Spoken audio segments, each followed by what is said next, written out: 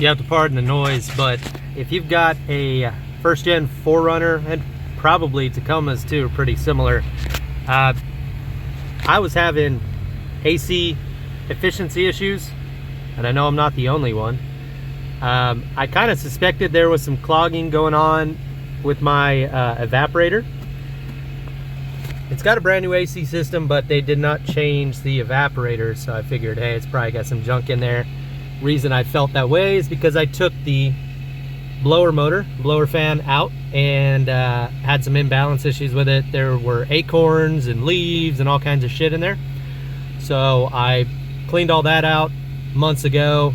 That smoothed that out, but I still was just like, the airflow was super inefficient. So what I did is I decided to clean it out, and instead of pulling the whole dash apart, I took out all those screws and fasteners and the two clips here off, just enough so I could spread this guy open. Take some, I've got like a degreaser in here, just something enough to get the coils wet. Spray it all in through there as much as you can. Now you could try blowing it from the back side, but what I've been using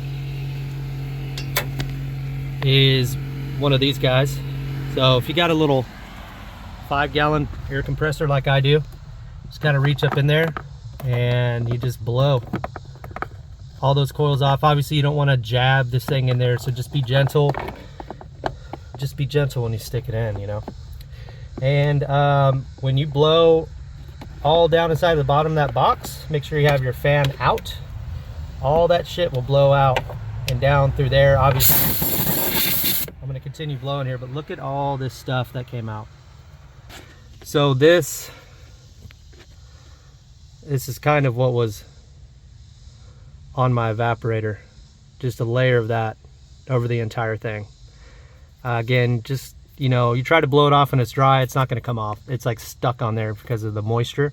So as soon as you get it wet and, you know, start blowing some of that basically soap around, it'll start coming off, especially if you have an air tool. So if you don't have compressed air, don't even bother. Make sure you have some compressed air and a tool that you can really reach in there and blow it off. But it definitely works. I recommend it. And it's a lot easier than taking the whole dash off.